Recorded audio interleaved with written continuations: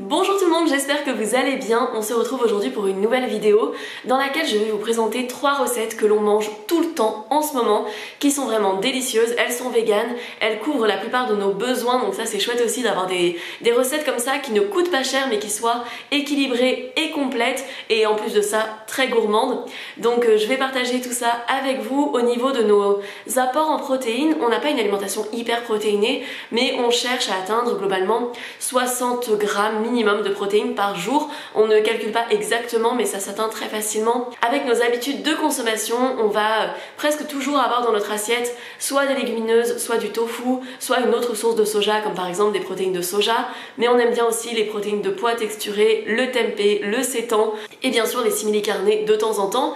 Et juste en mettant un petit peu dans chacune de nos assiettes salées, on va dire dans nos assiettes de repas du midi ou du soir, puisque le petit déjeuner on fait pas spécialement attention, ça nous permet de couvrir tous nos besoins. Parfois on atteint beaucoup plus que ce qu'on visait, donc l'équilibre se fait dans tous les cas sur plusieurs jours, sur plusieurs semaines, mais les recettes que je partagerai aujourd'hui remplissent ces cases-là. Une partie de cette vidéo est sponsorisée par la marque Coro. C'est une boutique en ligne sur laquelle vous pouvez acheter énormément de produits sains, de produits du quotidien, et vous pouvez les prendre en grosse quantité, ce qui diminue fortement les coûts. Par exemple, je prends dessus ce lait d'avoine Barista que je consomme tout le temps, c'est vraiment mon lait d'avoine préféré, et je l'achète par paquet de 12, ce qui fait qu'il y a une belle économie dessus. Ça revient à environ 1,35 € le litre de lait d'avoine Barista. Par exemple, dans le supermarché où je vais, le lait d'avoine Barista est à 3 € la brique, donc on peut vraiment faire de belles économies. Moi j'adore consommer du café au lait d'avoine le matin par exemple, et ça s'intègre super bien dessus.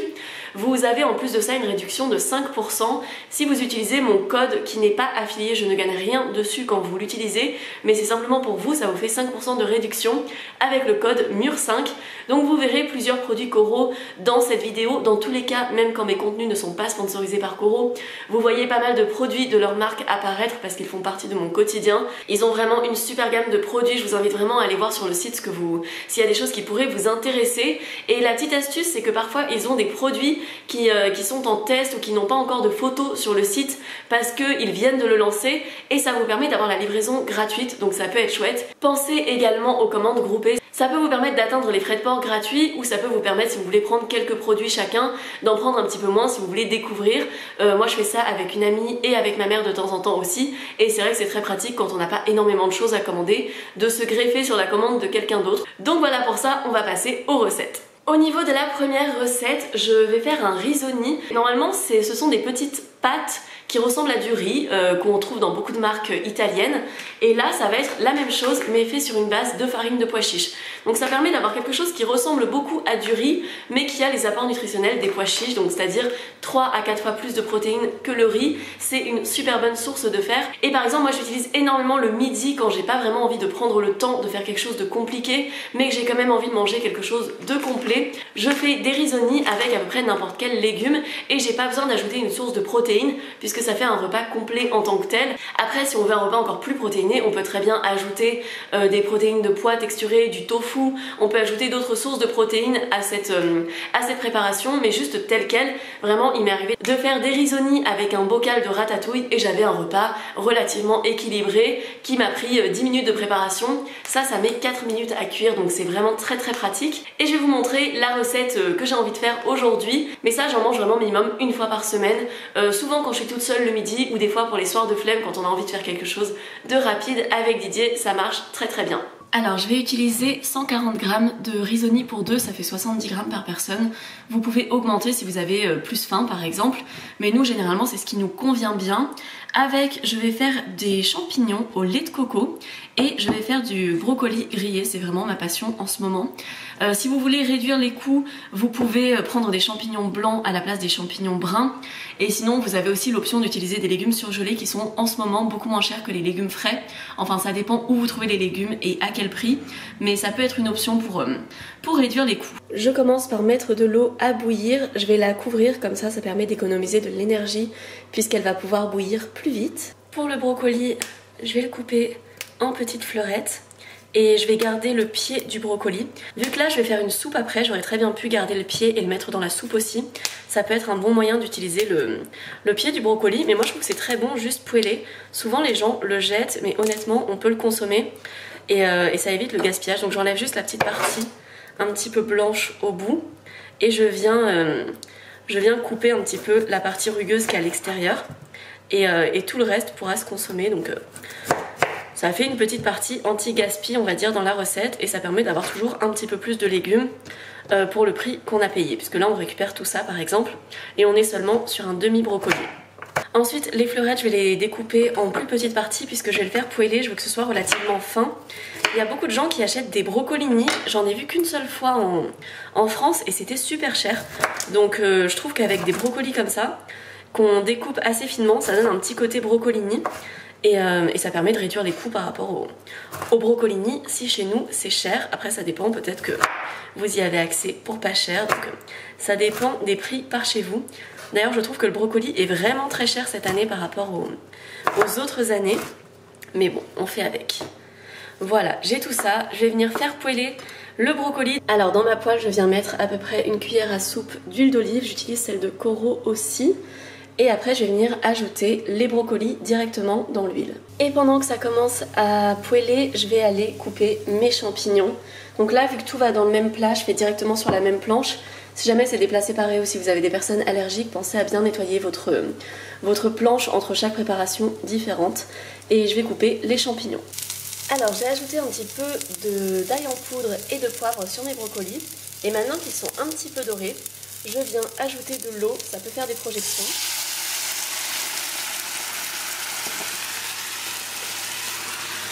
Et je couvre, en parallèle on a l'eau qui est bouillante pour les risottis, donc je vais venir les ajouter, ils n'auront que 4 minutes de cuisson. Alors je coupe la ventilation 2 secondes, le temps de vous parler, donc il y a pas mal de vapeur d'eau, mais je viens mettre les champignons dans l'huile d'olive, dans la casserole, et on va les laisser cuire un petit peu. J'aurais pu mettre des échalotes, j'aurais pu mettre de l'oignon, mais j'ai fait très très simple. Allez, je coupe.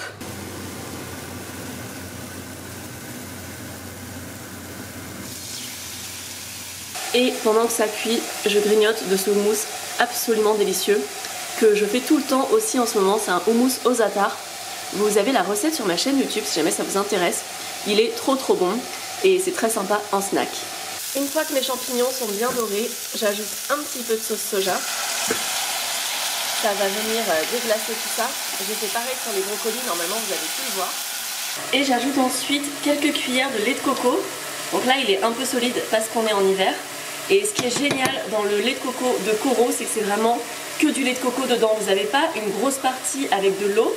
C'est vraiment, là si vous voyez au fond là en fait si vous voyez dans la brique, il n'y a pas toute cette eau qu'on va trouver dans beaucoup de briques de lait de coco. Il y a vraiment un tout petit peu d'eau au fond. Et la majorité c'est vraiment du lait de coco. Donc on est sur quelque chose de très riche et c'est vraiment sympa. Donc là je mets à peu près un tiers de la boîte. Sachant que les champignons me serviront peut-être pour 2 ou 3 portions, donc on verra. Et le reste de la brique, je vais la congeler, puisque le lait de coco se congèle très facilement. Et ça permet d'en avoir toujours sous la main et de ne pas laisser la canette comme ça se perdre. Et donc je vais laisser réduire quelques minutes et après je viendrai servir le repas. Et voilà pour ce premier repas, donc hyper simple mais tellement savoureux. Je vous jure que ces champignons au lait de coco et sauce soja, ça va trop bien ensemble. Ça change un petit peu de tout ce qu'on peut faire avec le lait de coco. Quand on fait des currys ou quoi, là ça fait vraiment quelque chose de très, je sais pas, ça a un goût très terroir au final. C'est vraiment bon. Avec les brocolis sautés à l'ail, les risottis en dessous. Et j'ai fait une lunchbox pour Didier pour demain, comme ça son repas est déjà prêt. Et moi ce sera mon repas de ce midi. Vous pouvez ajouter des petites graines par-dessus si vous voulez mettre des petits morceaux de noix de cajou, des petits morceaux de noix. Voilà, il y a plein de choses qu'on peut mettre. On peut mettre du persil, ça irait hyper bien avec. Mais je n'en ai pas malheureusement. Donc voilà pour ce premier repas que l'on mange tout le temps en ce moment. Même si parfois on fait varier les légumes, mais on a souvent cette base de risottis chaque semaine pratiquement. Je vais ensuite préparer ma soupe préférée du moment qui est vraiment extra simple, c'est la soupe poireaux pommes de terre. Donc pour moi le bon ratio c'est 2 poireaux de taille moyenne ou des gros poireaux pour 2 petites patates ou une grosse pomme de terre. Mais après on dose comme on veut, dans tous les cas je la mange toujours avec du pain à côté. Quand on mange de la soupe, souvent on a tendance à pas spécialement y mettre de source de protéines. Donc ça peut être bien de soit mettre par exemple des lentilles corail dans la soupe, ou on peut mettre des pois chiches qu'on mixe dedans, des haricots blancs aussi, ça donne une super texture. Mais là ce que je vais faire c'est que je vais servir ma soupe avec un petit peu de tofu fumé. Alors ce tofu il est quand même un peu cher. Donc généralement ce que je fais c'est que on l'utilise en 3 portions au lieu de 2. Ça donne quand même des protéines puisque dans un tiers du bloc vous avez à peu près 13 grammes de protéines. Donc ça vient facilement compléter les pommes de terre, les poireaux et le pain qu'il va y avoir dans la soupe. Mais sinon vous avez du tofu fumé chez Koro qui est moins cher puisque là le bloc me coûte 3,10 €. Après ça dépend des endroits, il y a des endroits où il est vendu moins cher. Le tofu fumé sur Koro, on peut l'acheter par pack de 6 et ça revient à peu près 2,15 € par paquet de tofu, sans compter les 5% de réduction, donc ça fait quand même une économie à peu près d'un tiers par rapport à ce tofu là, si on le paye comme moi plus de 3 €. Donc ça peut être à réfléchir aussi, sinon mettre des haricots blancs dans la soupe ça marche très bien également. J'aime bien faire revenir les légumes et les pommes de terre aussi dans un petit peu d'huile avant d'ajouter le liquide de la soupe. Donc je commence par mettre les pommes de terre dans un petit peu d'huile et pendant ce temps-là je vais couper et nettoyer les 2 poireaux. Alors la soupe c'est toujours l'occasion d'utiliser les verres de poireaux. Si par exemple j'avais fait une quiche, j'aurais gardé cette partie-là et j'aurais congelé les verres de poireaux que j'aurais coupés en petits morceaux pour faire une soupe miso ou pour le jour où je fais une soupe. Ça permet aussi quand on n'a pas trop de légumes dans le frigo et qu'on a envie de faire une soupe, d'ajouter un petit peu de verdure. Il y a plein de nutriments dans les verres de poireaux aussi. Et c'est très chouette de ne pas les jeter parce que finalement sinon le poireau revient beaucoup plus cher au kilo si on ne garde que la partie blanche. Je vais venir couper tout ça et les ajouter à mes pommes de terre. Vu que j'avais un peu plus de poireaux que quand je l'ai fait avec des poireaux de taille moyenne, j'en ai gardé un petit peu que j'utiliserai un autre jour. L'avantage c'est que ce sera déjà coupé et je pourrais faire par exemple un riz frit avec ou l'intégrer dans un curry ou dans n'importe quelle recette. C'est toujours pratique d'avoir des légumes déjà coupés. Je recouvre ensuite les légumes d'eau et je viens ajouter un morceau d'algue kombu. Quand on fait un bouillon ou une soupe, c'est toujours l'occasion pour augmenter ses apports en iode. En tout cas si on ne mange pas de poisson ou d'algues et qu'on n'est pas bien sûr en hyperthyroïdie, dans ce cas-là on n'a pas besoin de plus d'iode. Mais sinon, donc pour la plupart des personnes végétariennes, mais également en réalité pour beaucoup d'omnivores, on a tous une très faible consommation d'iode en moyenne, donc ça peut être bien d'augmenter ses apports en iode. Je mets un morceau d'algue kombu comme ça, que je vais venir mettre dans le bouillon et qui va libérer toute son iode dans la soupe. Et après, je le retire et je ne le mange pas, on peut très bien le manger. Mais il est vraiment vidé de toute son iode, donc dans notre cas c'est pas forcément intéressant et ça n'a absolument pas le goût d'algue. Je mets 2 cuillères à café de mon bouillon goût poulet mais qui est bien vegan, que je trouve en magasin asiatique, ainsi qu'un petit peu de sauce soja. Donc c'est celui-ci que j'utilise parce que à chaque fois j'ai des gens qui si je précise pas que c'est bien vegan, j'ai des personnes qui viennent me dire attention t'es vegan mais tu manges du bouillon de poulet, c'est pas vegan. Je viens découper le tofu fumé, vous m'avez vu faire environ 8 millions de fois je pense sur cette chaîne. Le tofu de magasin asiatique est beaucoup plus économique, même quand on compare en termes de protéines, que ce tofu là, mais je trouve que celui-ci va mieux dans les recettes avec les poireaux. Typiquement dans toutes les recettes où on aurait tendance à mettre des lardons, le tofu fumé pour moi va vraiment pouvoir bien remplacer. Tandis que le tofu traditionnel va très bien dans toutes les recettes où on a tendance à mettre des œufs ou du poulet. Donc voilà, après c'est selon les préférences de chacun et selon le budget aussi.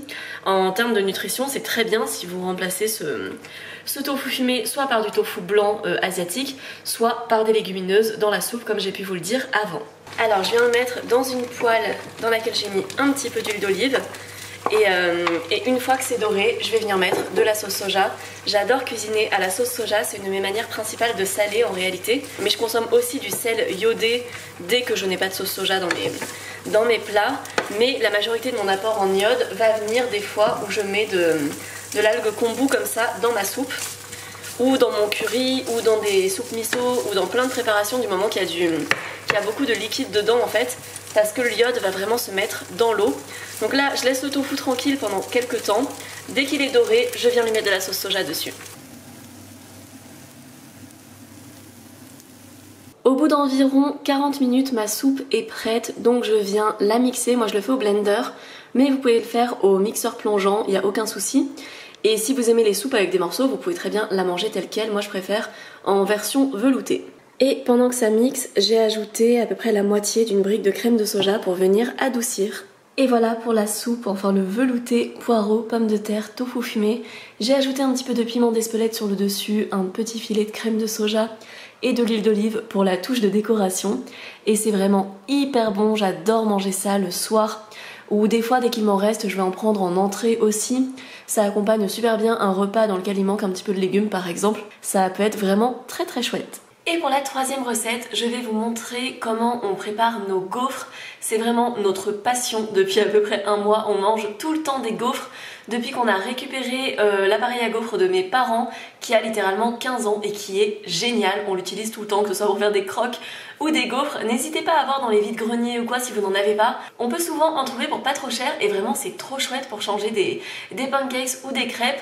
Là je vous propose une recette de gaufres, mais vous pouvez très bien faire des recettes de pancakes. C'est vraiment le même principe. L'avantage des gaufres, c'est que c'est très économique.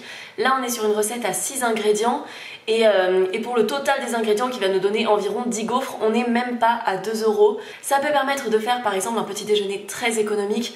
Vous accompagnez votre gaufre avec une pomme ou avec une banane et un petit peu de sucre et par exemple du yaourt de soja ou quelque chose comme ça. Ça vous fait un petit déjeuner équilibré et super gourmand, parce que non, les gaufres c'est pas forcément quelque chose de déséquilibré.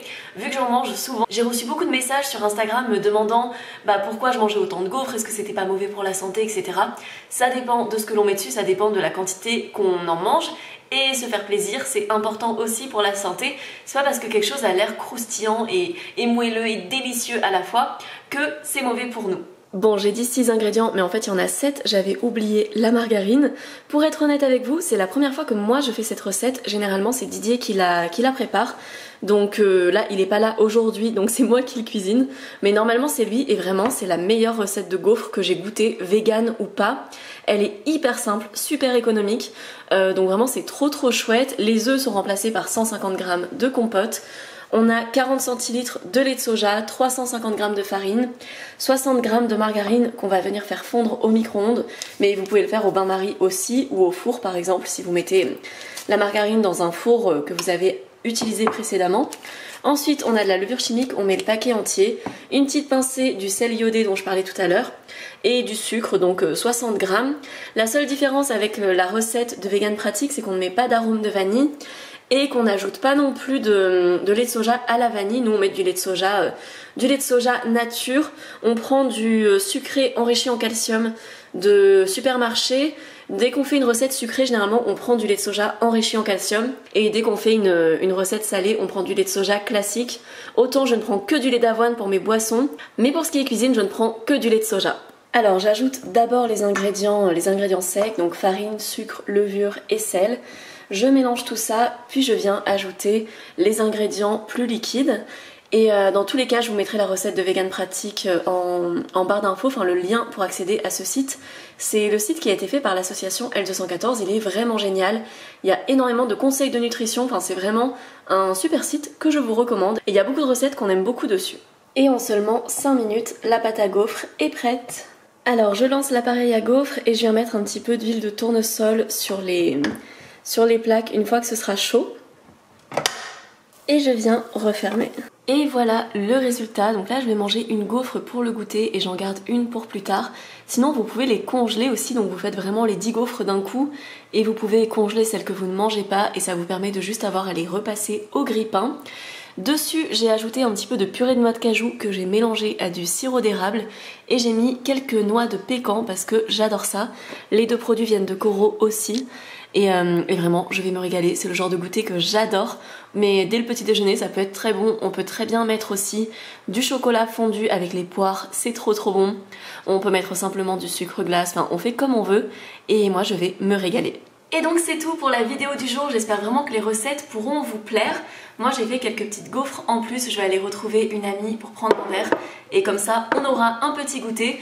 On est vraiment sur des recettes à moins de 2 €, des recettes qui s'intègrent totalement dans une alimentation équilibrée. Donc j'espère que ça pourra vous plaire si par exemple vous essayez de végétaliser un petit peu plus votre alimentation, ou si vous êtes déjà vegan, végétarien mais que vous cherchez de nouvelles idées de recettes. On est toujours à la recherche d'inspiration. Personnellement je regarde beaucoup de contenu aussi de personnes qui partagent des idées recettes parce que c'est toujours bien de s'inspirer de ce que peuvent faire les autres. J'espère sincèrement que cette vidéo vous aura plu. Si c'est le cas, n'hésitez pas à mettre un petit like, à mettre un commentaire, ça augmente toujours mon référencement. Vous pouvez vous abonner à ma chaîne si ce n'est pas encore le cas et également me rejoindre sur Instagram, mon pseudo est aussi Murée Noisette et c'est là-bas que je vous partage beaucoup d'inspiration du quotidien aussi.